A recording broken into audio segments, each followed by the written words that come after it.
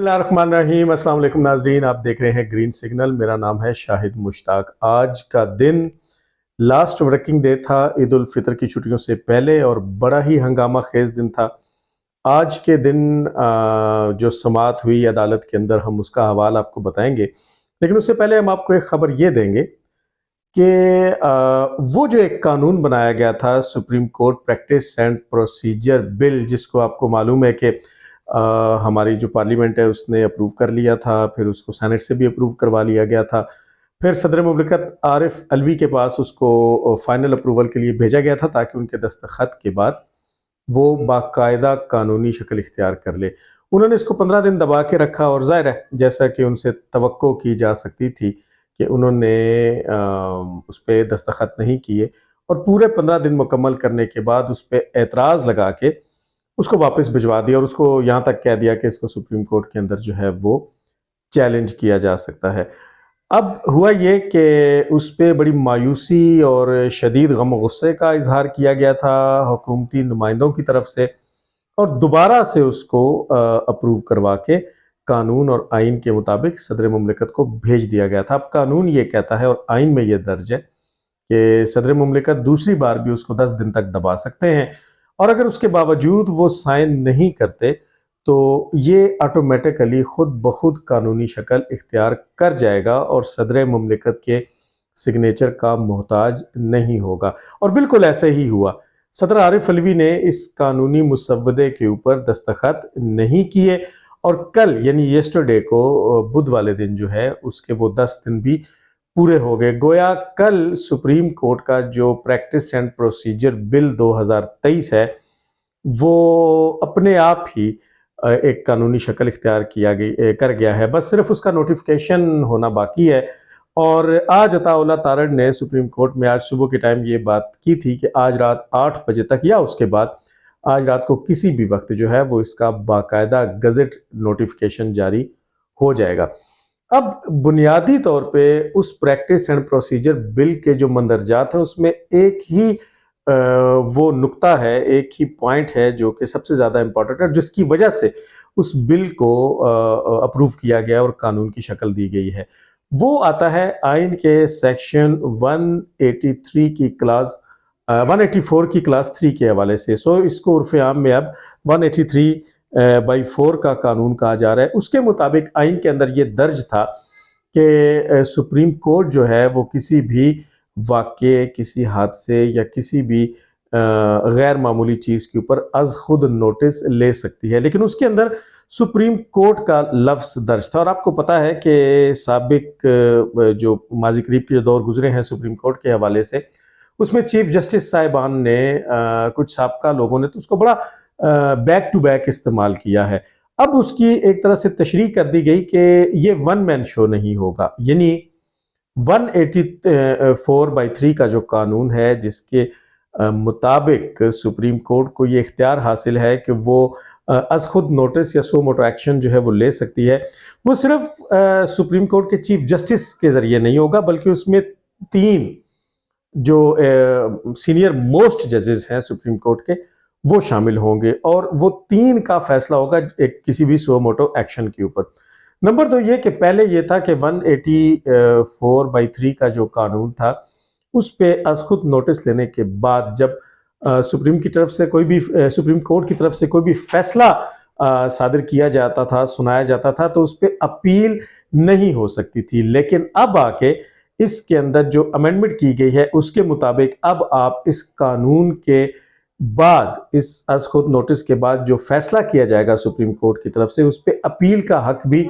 दोबारा जो है वो दे दिया गया है। और इस बात का आपको ध्यान रहे कि सो मोटो का इस एक्शन के नतीजे में ही नवाज शरीफ की हुकूमत को ख़त्म किया गया था, उन्हें फारिग कर दिया गया था, और जाहिर है कि उस वक्त के कानून के मुताबिक तब अपील का जो हक है वो हासिल नहीं था। अब दिलचस्प बात यह है कि आपको पता है सुप्रीम कोर्ट जो है वो 2 धड़ों में बंट चुकी है, जिसमें एक अपनी अपनी जो पार्टीज़ हैं जिनसे उनकी एफिलिएशंस हैं वो अपने अपने जजेस के धड़ों को आइन पसंद जजेस कहती हैं। इस वक्त सुप्रीम कोर्ट के अंदर जो मोस्ट सीनियर जजेस हैं, चीफ जस्टिस उमर अताब बंदयाल के बाद, उनमें नंबर 1 पे जस्टिस काजी फाइज ईसा का नाम आता है, जबकि नंबर 2 पे जस्टिस सरदार तारिक मसूद का नाम आता है, और ये दोनों ही मुखालिफ धड़े के जज हैं। गोया अब ये होगा कि आज रात को 184/3 के बाकायदा कानून बनने के बाद अब जो सुओ मोटो एक्शन है वो चीफ जस्टिस खुद से नहीं ले सकेंगे। अगर लेंगे तो चूंकि बाकी जो 2 मोस्ट सीनियर जजेस हैं वो चीफ जस्टिस उमर बंदयाल के साथ ही बहरहाल जाती तौर पे नहीं है, तो वो चीफ जस्टिस को पाबंद कर देंगे, और वो जो 1 मैन शो जो कहा गया था इसको, वो बहरहाल उसका तासुर जो है वो ख़त्म हो जाएगा। आज 2 बजे आज सुबह समाअत शुरू हुई थी। उस केस के हवाले से कल एक बड़ी दिलचस्प बात ये हुई थी कि जो हमारी वजारत दिफा है, वजारत दिफा की जानिब से सुप्रीम कोर्ट के अंदर केस दायर किया गया था कि जो पंजाब के इंतखाबात हैं उनके जो 14 मई की तारीख है उस पर नजरसानी की जाए और पूरे मुल्क में इंतखाबात एक ही वक्त में कराए जाएं। लेकिन सुप्रीम कोर्ट ने फ़ौरन उसको उठा के फेंक दिया और उसके बारे में ये कहा कि नहीं, ये दरख्वास्त जो है वो काबिल समाअत ही नहीं है। और आपको पता है, खबरों में ये बात है कि परसों फौजी सरबराहान की मुलाकात जो है वो 3 रुकनी बेंच से हुई थी। गो कि वो जस्टिस उमर अता बंदयाल के चैम्बर में हुई थी, जिसमें जस्टिस एजाजुल एहसन और मुनीब अख्तर शामिल थे, लेकिन उन्होंने गाउन पहन रखे थे और ये बाकायदा ऑन द रिकॉर्ड मुलाकात थी जो कि एक समाअत की सूरत में थी। कमरा अदालत में नहीं थी, चीफ जस्टिस के चैम्बर में थी, लेकिन बहरहाल ये एक समाअत थी। तो ये पिछले 2 दिनों की डेवलपमेंट्स थी। वजारत दिफा के उस पटिशन को नहीं सुना गया, उसे नाकाबिल समाअत करार दे दिया गया। लेकिन फिर सरदार काशिफ नामी एक आम शहरी, जिसका ताल्लुक गालबन हरीपुर एबटाबाद के इलाके से बताया जा रहा है, उस शख्स ने भी बिल्कुल सेम जो दरख्वास्त है वो सुप्रीम कोर्ट में दायर की कि जो इंतखाबात हैं, पूरे मुल्क में इंतखाबात एक ही वक्त में होने चाहिए। तो उसको काबिल समाअत करार दे दिया गया और उसके ऊपर जो है वो आज भी एक समाअत हुई और कल उसमें ये कहा गया था कि तमाम जो जमातें हैं वो इस पे मिल बैठे तो हम इस पे देखेंगे, और तमाम जमातें जो हैं वो इलेक्शन की एक तारीख जो है वो तय कर लें, उसमें इमरान खान साहब को भी शामिल किया जाए। और अदालत के उस धड़े का, उस बेंच का झुकाव जो है वो बड़े वाज़े तौर पे पाकिस्तान तहरीक इंसाफ की तरफ नज़र आ रहा था और नज़र आ रहा है। आज की समाअत में चीफ जस्टिस ऑफ पाकिस्तान ने दोबारा इस बात का इयादा किया कि हम अपने 14 मई के फैसले के ऊपर बिल्कुल कायम हैं और हम उससे पीछे नहीं हटेंगे। फिर अदालत ने तमाम अटॉर्नी जनरल को ये कहा कि अब तमाम जमातों के कि वो भी से मुशावरत का आगाज़ करें और 4 बजे हम इस समाअत को दोबारा शुरू करेंगे। अब हुआ कुछ यूँ है कि 4 बजे जो है वो जस्टिस मुनीब अख्तर, मोजेस जज मुनीब अख्तर साहब जो हैं, उनकी फ़्लाइट थी कराची के लिए, उन्होंने ईद की छुट्टियां गुजारने जाना था, तो वो तो अदालत से तशरीफ़ ले गए और वो कराची की तरफ रवाना हो गए। जबकि chief justice of Pakistan Umar Ata Bandial अपने चैम्बर में मौजूद थे और इनके साथ साथ जस्टिस एजाजुल एहसन भी मौजूद थे। चैम्बर के अंदर फारूक एच नाइक भी मौजूद थे और मंसूर उस्मान आवान जो अटॉर्नी जनरल ऑफ पाकिस्तान है, ये भी चीफ जस्टिस ऑफ पाकिस्तान के चैम्बर में मौजूद थे और इस सिलसिले में मुशावरत जारी थी। इस दौरान ये हुआ कि बाहर एक इजलास हुआ और एक प्रेस कॉन्फ्रेंस सबसे पहले सामने मौलाना फजलुर रहमान साहब की तरफ से आई, जिन्होंने बड़े वाज़े अल्फाज में इमरान खान और उनकी जमात के साथ मुज़ाकरात से इनकार कर दिया। उन्होंने ये कहा कि ये हमारे सर पे बंदूक रखी जा रही है, अदालत जो है वो जानिबदार है और ये एक जानिबदाराना बात हो रही है और हम इस फैसले को भी नहीं मानेंगे, हम इस अदालत को नहीं मानेंगे और हम बिल्कुल मुज़ाकरात जो है वो नहीं करेंगे। और उनकी तरफ से एक बड़ी अच्छी खासी गर्मा गर्म किस्म की जो प्रेस कॉन्फ्रेंस है वो सामने आई। उसके बाद एक हंगामी इजलास हुआ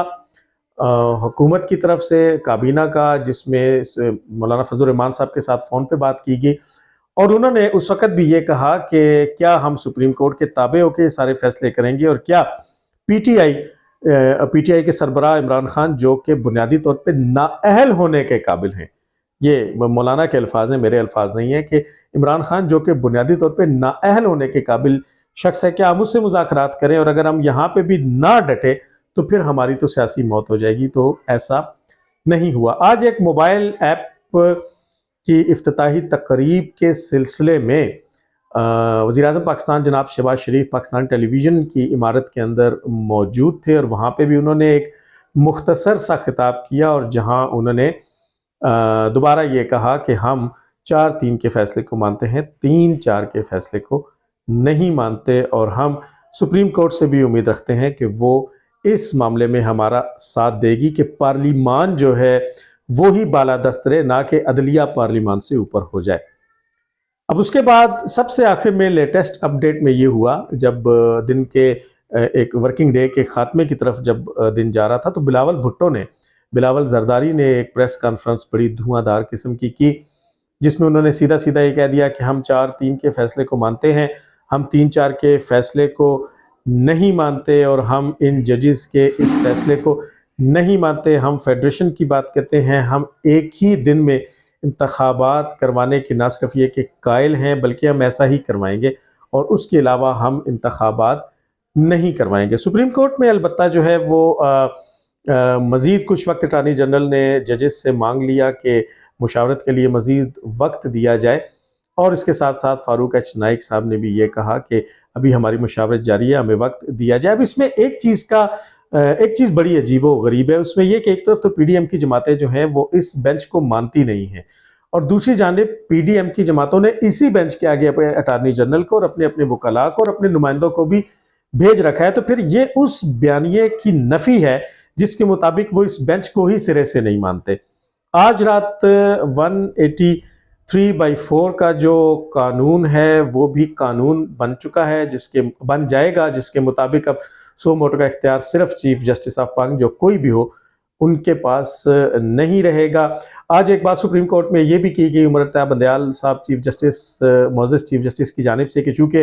अब आगे फसलों की कटाई का मौसम भी है, बैसाख चल रहा है, गंदम की कटाई है, कुछ कटाई हो चुकी है, गहाई की हालत में गंदम खेतों में पड़ी है, गहाई की मुंतज़िर पड़ी है और उसके बाद हज का सीज़न भी शुरू हो जाएगा। तो आप फसलों की कटाई और हज के सीज़न के बाद की कोई डेट